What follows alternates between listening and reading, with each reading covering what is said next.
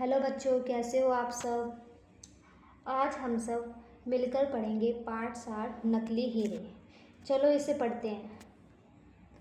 काननपुर के बुद्धिमान और वृद्ध राजा का एक ही बेटा था। मैं अधिक दिन अब जो ये राजा है वो सोचता था मैं अधिक दिन जीवित नहीं रहूँगा, मुझे अपने पुत्र के लिए कोई सलाहकार ढूंढना चाहिए। सो एक सुबह उसने सब दरबारियों को दरबार में बुलाया। मैं आप सबसे एक प्रश्न पूछना चाहता हूँ, कृपया करके स्पष्ट उत्तर दीजिए। प्रश्न है, क्या मैं बुद्धिमान और ईमानदार राजा हूँ? सब दरबारियों ने बारी बारी से यही उत्तर दिया। निसंदेह महाराज, संसार में आप सा बुद्धिमान और ईमानदार राजा कोई नहीं है। हर दरबारी को राजा ने एक एक हीरा दिया। आपके उत्तर के लिए धन्यवाद। सब दरबारी प्रसन्न होकर चले गए, पर एक दरबारी चुपचाप एक कोने में खड़ा रहा। आप चुप क्यों हैं?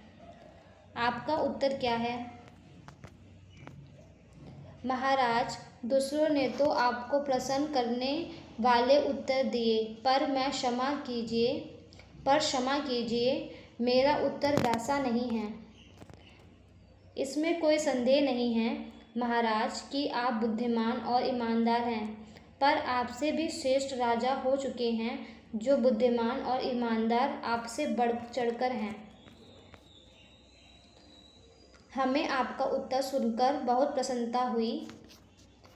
यह लो आपका हीरा।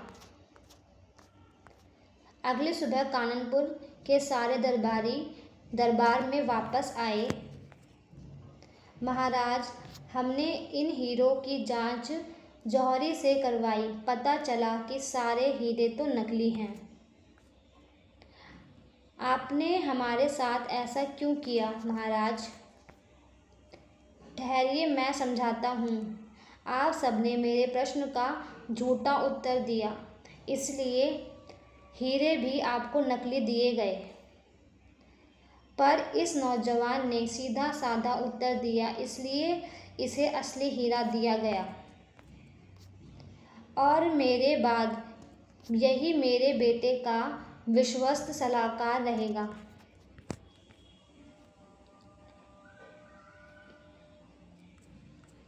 तो बच्चों, ये थी कहानी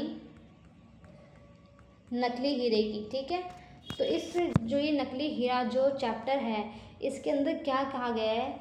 इसमें यह कहा गया है कि एक राजा था, ठीक है, उसका एक बेटा था।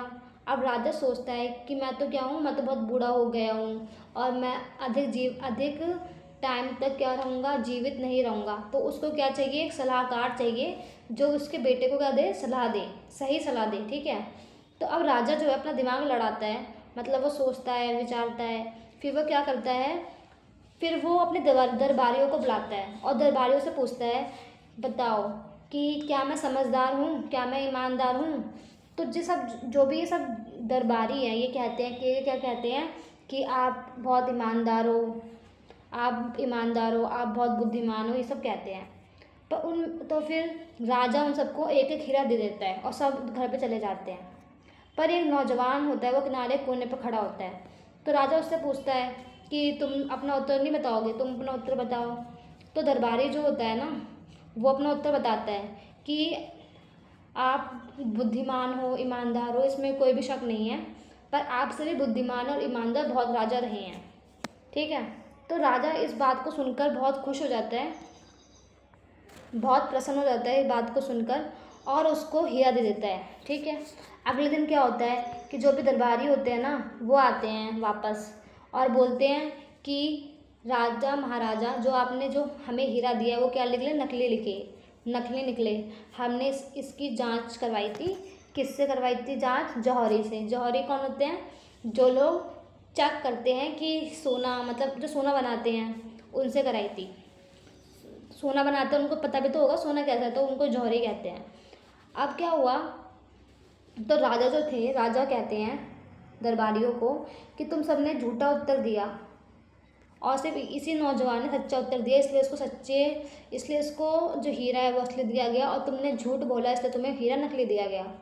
तो यही था इस पार्ट के अंदर।